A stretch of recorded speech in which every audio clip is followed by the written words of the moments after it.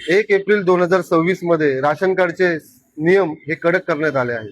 त्यानुसार मी तुम्हाला सांगतो की हे ऑरेंज रेशन कार्ड हे आता कोणाकडेच राहणार नाही. याच्या जागी सगळ्यांना पांढरे रेशन कार्ड म्हणजे सफेद रेशन कार्ड घ्यावंच लागणार आहे. असे नियम कडक करून ठेवण्यात आले आहेत. ऑरेंज राशन कार्ड जर का तुम्हाला ठेवायचं असेल तर तुमचं वार्षिक उत्पन्न, संपूर्ण कुटुंबाचं वार्षिक उत्पन्न हे 1 लाखाच्या आतमध्ये असायला हवं. आणि जर का तुम्हाला हे ऑरेंज रेशन कार्डवर तुम्ही राशन घेत असाल, तुम्ही राशन दुकानात जाऊन हे ऑरेंज राशन कार्डवर राशन घेत असाल 2 रुपये 3 रुपये किलोच्या हिशोबाने, तर तुमचं वार्षिक उत्पन्न हे 60,000 असायला हवं. 60,000 म्हणजे तुमच्या घरात जर का 2 माणसं कामाला जात असतील, राशन कार्ड मध्ये 4 माणसं असतील, 2 माणसं कामाला जात असतील, तर एका माणसाचं उत्पन्न महिन्याचं हे 3 ते 5,000च्या पुढे नसायला हवं.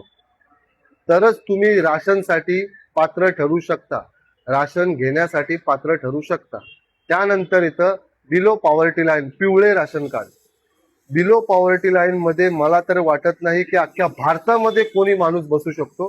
कारण की बिलो पॉवर्टी लाईनचा क्रायटेरिया म्हणजेच वार्षिक उत्पन्न हे 15,000 रुपये करून ठेवले संपूर्ण कुटुंबाचं. पिवळे राशन कार्ड जर तुम्हाला पाहिजे असेल म्हणजे दारिद्र्य रेषेखाली, तर तुम्हाला वार्षिक उत्पन्न 15,000 म्हणजे तुमचं महिन्याचं उत्पन्न 1,000 किंवा 1,500च असायला हवं. तरच तुम्ही बिलो पॉवर्टी लाईन म्हणजे पिवळे राशन कार्ड घेऊ शकता. मला सरकारला हे म्हणायचं आहे की तुम्हाला सरळ सरळ राशन बंद करून टाका. तुम्ही कशाला नियम सांगता आम्हाला असे उलटे सुलटे केवायसी करायला? तुम्ही सरळ राशन बंद करा. राशन बंद नाही, आमच्याकडे राशन नाही मिळणार असं सरळ सांगा.